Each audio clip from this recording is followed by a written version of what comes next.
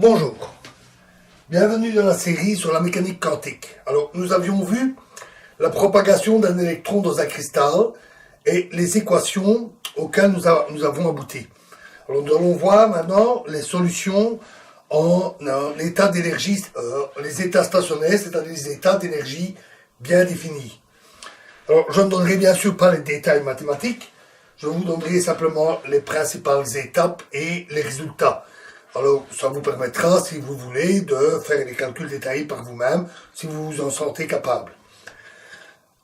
Alors, donc ce qu'on recherche, ce sont des solutions d'énergie stationnaire, c'est-à-dire des solutions de la forme Cn égale à n fois une fonction de E et du t, et du temps.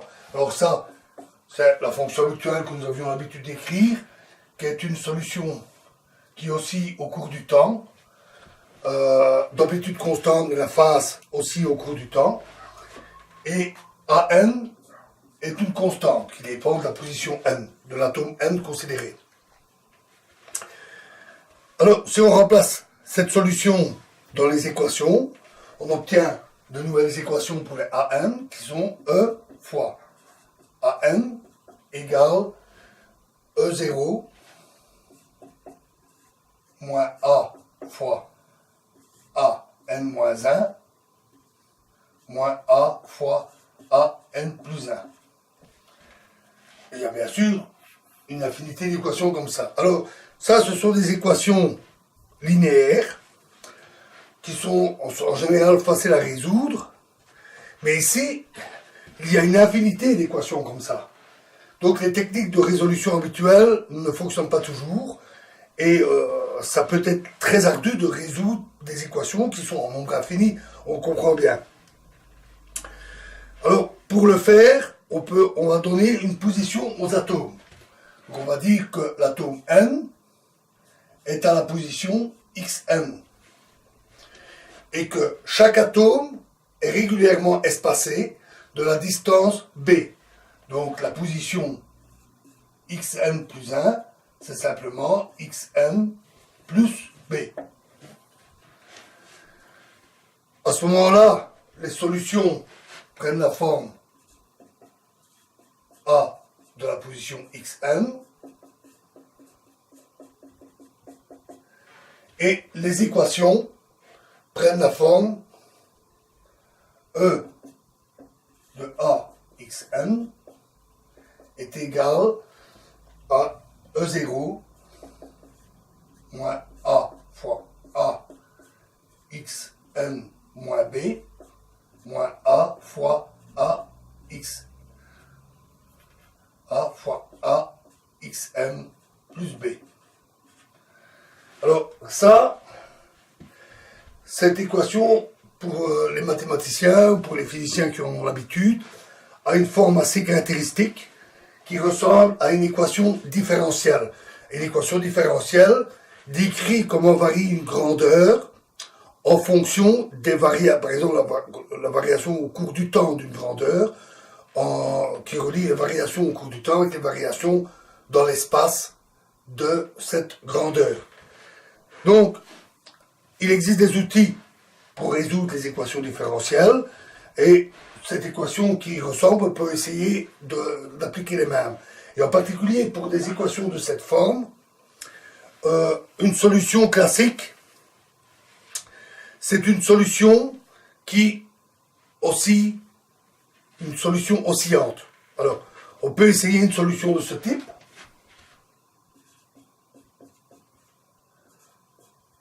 Égale une fonction d'un paramètre k et de la position n. Et ça, cette fonction, c'est notre fonction habituelle, mais cette fois-ci qui oscille dans l'espace. Donc on essaie une solution oscillante. Alors à nouveau, l'amplitude est constante et ça c'est la variation de la phase, comme nous en avions commencé à en avoir l'habitude. Alors, si on remplace ça dans les équations, après quelques manipulations, on trouve que E égale E0 moins 2 fois A fois cosinus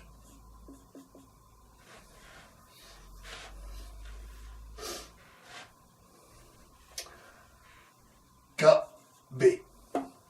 Alors, la fonction cosinus, c'est une fonction sinusoïdale. En peu de choses près, il y a un décalage, mais ce n'est pas très important. Ce qui compte, c'est que c'est une solution sinusoïdale. Alors, on voit que pour chaque valeur de K, on a une valeur possible de l'énergie, une valeur bien déterminée, solution de ces équations.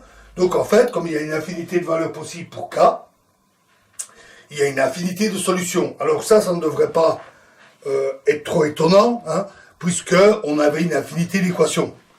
Donc avoir une infinité de solutions n'est pas surprenant. Alors, la solution, donc C1, c'est cette forme-là, fois cette forme-là, pour les amplitudes Cn, et c'est donc une oscillation constante en amplitude, en grandeur. Donc, la probabilité de trouver l'électron près d'un atome donné est la même partout. Il est totalement étalé, mais la phase oscille à la fois dans l'espace et au cours du temps.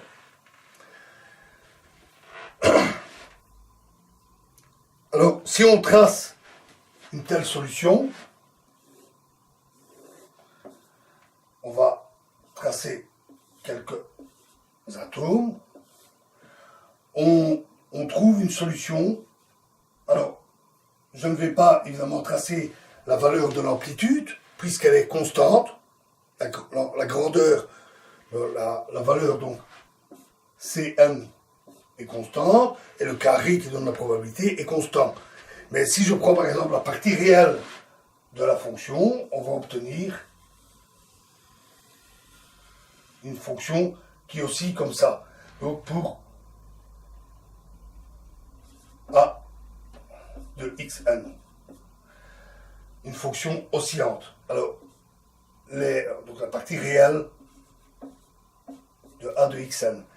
Alors, ça veut dire que la grandeur est ici, la phase est ici, la grandeur à la partie réelle est ici, la partie réelle est ici, etc. Alors, une telle fonction, ça c'est pour une valeur à un instant donné, donc c'est A de xn, et la fonction Cn à un instant donné, par exemple l'instant t égale 0. Comme je vous l'ai dit, la phase varie au cours dans l'espace, elle varie aussi au cours du temps. Donc ce qu'on obtient, c'est une phase qui se propage dans un sens ou dans l'autre, selon le signe de K. K positif, ça se propage vers la droite, K négatif, ça se propage vers la gauche. Donc on obtient une phase qui se propage dans le réseau cristallin. Alors notons que, je ne l'ai pas dit, mais en faisant ce choix, j'ai supposé que K, que les physiciens et mathématiciens appellent nombre d'ondes, j'ai supposé que K était un nombre réel. Si j'avais supposé que c'est un nombre, ça pouvait être un nombre imaginaire, alors les solutions auraient été exponentielles, c'est-à-dire qu'elles tendent indéfiniment, elles deviennent indéfiniment grandes, et pour une ligne infinie d'atomes, la valeur devient aussi grande qu'on veut, elle tend vers l'infini. Alors évidemment là, elles n'ont pas de signification physique, parce que on ne peut pas normaliser une telle fonction d'onde. La probabilité n'aurait plus aucun sens. On ne pourrait pas avoir une probabilité qui varie entre 0 et 100%. Dans d'autres circonstances, un nombre K imaginaire peut très bien être solution, donner une solution physique. Ici, ce n'est pas le cas. Alors, on peut également tracer la relation entre la valeur de K et l'énergie. Donc, c'est la relation que nous venons d'obtenir. Et pour k égale à 0 ici, il vaut moins pi sur b, là il vaut plus pi sur b, et on obtient une relation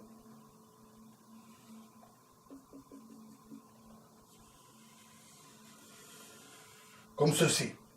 Alors on devrait la prolonger, on va voir ça tout de suite.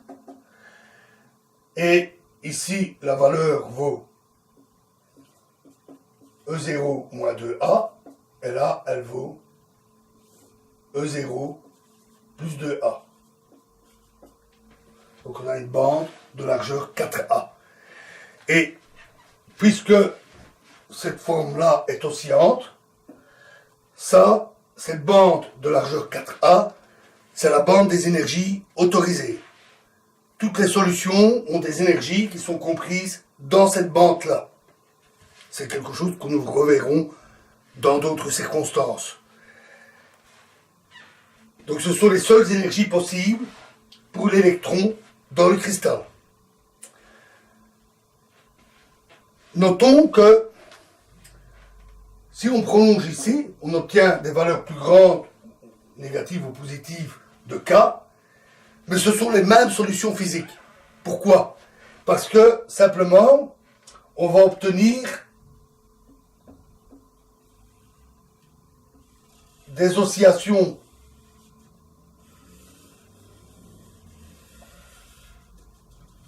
plus rapides, avec un K plus grand, mais aux différents points, différents atomes, je l'ai très mal dessiné, j'en suis désolé, mais aux différents atomes, la valeur va être identique.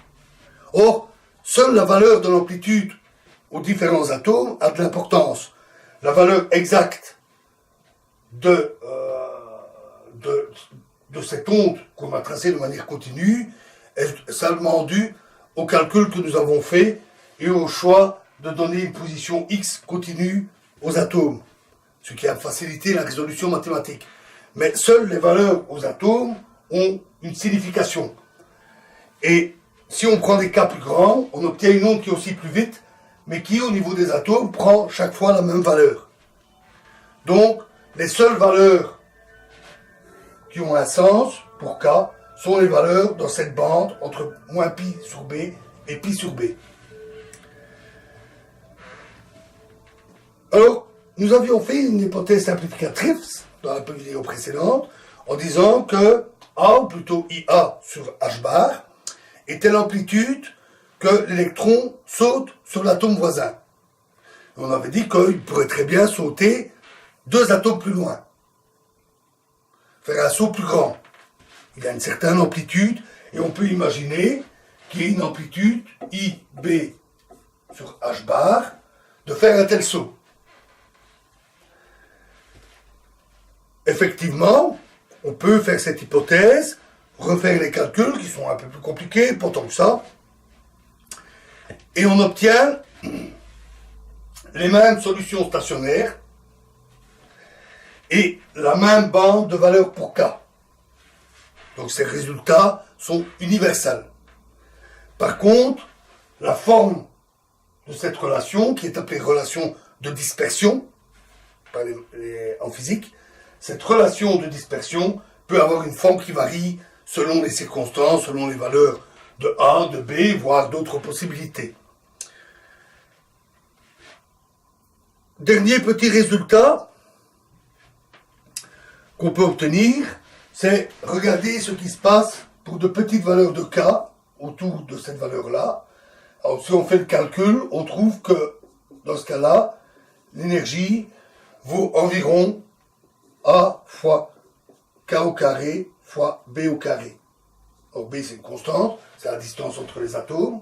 A c'est l'amplitude, c'est une constante. Donc on a une énergie qui est proportionnelle au carré du nombre d'ondes. Voilà ce que nous avons obtenu avec les états d'énergie stationnaire dans notre réseau cristallin. Alors, c'est déjà un premier pas. Et on obtient déjà des résultats, ma foi, fort intéressants. Alors, dans la prochaine vidéo, nous attaquerons le cas plus général, en utilisant ce que nous avons vu ici. Ce sont des états qui, cette fois, ne sont plus stationnaires, mais des états qui varient au cours du temps. Je vous remercie.